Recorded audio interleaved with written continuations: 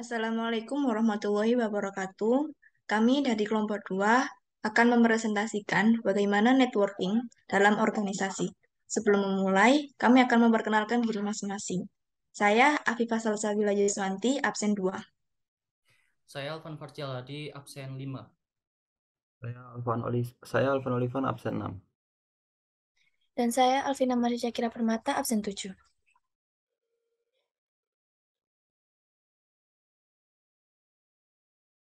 Selanjutnya, di sini terdapat 6 topik pembahasan yang akan kita bahas selanjutnya. Yang pertama terdapat pengertian, manfaat, hambatan, hubungan dengan QMS, cara menjaga, dan cara membangun. Baik, yang pertama yaitu pengertian mengenai networking. Networking merupakan kegiatan membangun dan menjaga relasi. Kamu membuka pertemanan dengan berbagai orang berlatar belakang berbeda untuk menambah pengetahuan, pengalaman, serta perspektif baru. Dan manfaat dari networking sendiri akan terasa saat kamu sedang membutuhkan sebuah kesempatan baru. Yang kedua, manfaat networking.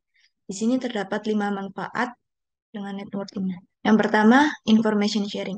Information sharing atau biasa disebut pembagian informasi adalah intensitas dan kapasitas organisasi dalam interaksinya untuk saling berbagi informasi kepada partners berkaitan dengan strategi bisnis bersama.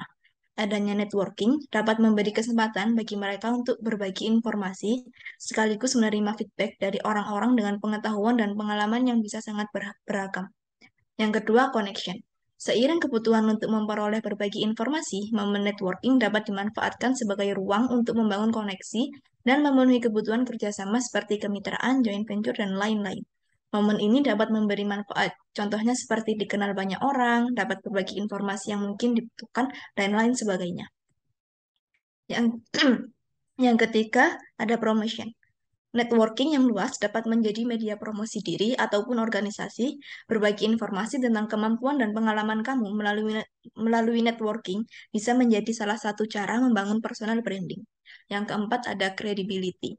Networking juga membantu kamu membangun reputasi ketika kamu dapat membantu memberikan ide, informasi, atau pengalaman yang dibutuhkan oleh orang-orang. Kredibilitas diri juga akan turut meningkat.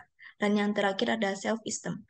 Kamu dapat terhubung dengan banyak orang dan rasa percaya diri akan turut tumbuh bersamaan dengan semakin nyamannya melakukan networking.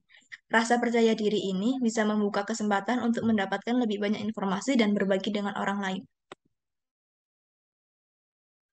Yang ketiga adalah hambatan dari networking. Yang pertama adalah tidak percaya diri. Underestimation tentang apa yang mereka berikan pada organisasi atau takut akan penolakan orang lain. Yang kedua adalah terlalu sibuk.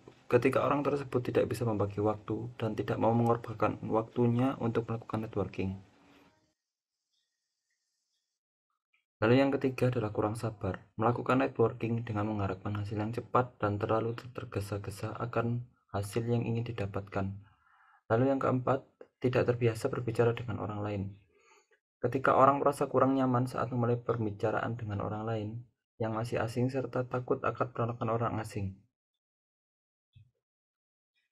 Yang keempat adalah hubungan networking dengan QMS. Dengan adanya networking dalam QMS, maka akan menghasilkan komunikasi internal yang lebih baik, sehingga akan meningkatkan kualitas produk dan kepuasan customer. Dengan adanya networking juga dapat mengurangi biaya research and development, sehingga dapat meningkatkan performa individu serta tim dalam sebuah perusahaan.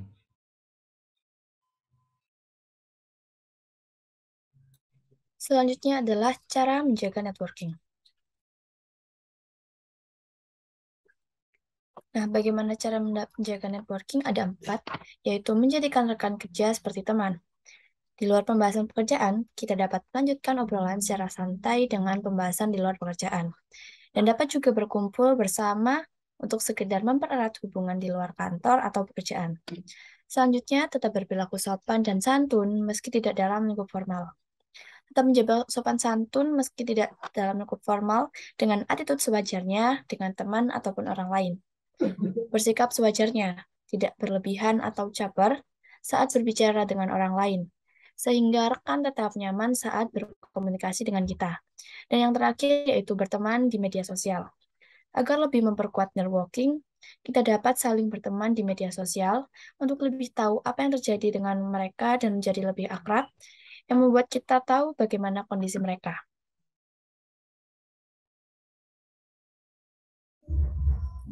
Nah, untuk yang terakhir, kami akan memaparkan 4 cara untuk membangun networking. Oke, next. Untuk cara yang pertama adalah menentukan tujuan. Mengapa? Karena memahami tujuan dalam membangun networking adalah kunci untuk merancang dan memelihara hubungan yang selaras dengan kepribadian, nilai, dan ambisi kita. Nah, untuk cara menentukan tujuan tersebut, kita dapat mengawalinya dengan membuat daftar pertanyaan sederhana, seperti apakah dengan membangun networking dapat bermanfaat bagi perkembangan karir saya, kemudian mengapa ini penting bagi saya, dan yang terakhir, apakah networking yang ingin saya bangun ini sesuai dengan kepribadian saya. Kemudian cara yang kedua, beranikan diri untuk berkenalan dengan orang baru. Nah, ketika kita baru memasuki sebuah lingkungan baru seperti tempat kerja atau organisasi di kampus, jangan sungkan untuk memperkenalkan diri kita terlebih dahulu, seperti memulai dengan salam yang singkat dan tanpa basa-basi. Intinya jangan malu untuk terlibat dalam pembicaraan. Selanjutnya, untuk cara yang ketiga adalah cobalah bergabung dengan organisasi atau komunitas. Ini merupakan salah satu tempat yang efektif untuk mengawali proses dalam membangun networking. Di dalam organisasi atau komunitas, kita akan dengan mudah menemukan orang-orang yang menyukai hal yang sama dengan kita. Misalnya, komunitas yang sesuai dengan jenjang karir kita, seperti komunitas blogger, sales, web developer, dan lain-lain. Untuk cara yang terakhir, optimalkan kualitas pembicaraan. Dari sekian banyak cara dalam membangun relasi atau networking, kemampuan komunikasi merupakan hal yang paling utama, karena dengan hal ini kita dapat menunjukkan kualitas dari diri kita. Beberapa cara untuk mengoptimalkan kualitas berkomunikasi dengan networking kita. Yang pertama, fokus pada faktor know, like, dan trust. Nah, pada dasarnya konsep ini adalah proses yang dapat membuat orang mengenal diri kita secara baik. Mulai dari mereka mengenal kita atau know, menyukai kita atau like, dan mempercayai kita atau trust. Yang kedua, hindari multitasking pada saat berbincang, karena melakukan hal tersebut dapat menciptakan kesan yang buruk pada diri kita. Nah, yang terakhir, dengarkan setiap pembicaraan yang baik. Dengan menjadi pendengar yang baik, kita tidak hanya memberikan kesan yang positif, tetapi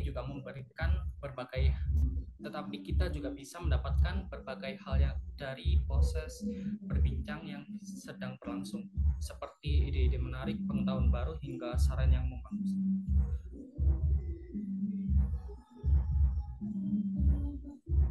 Sekian dari kami, kurang lebihnya mohon maaf.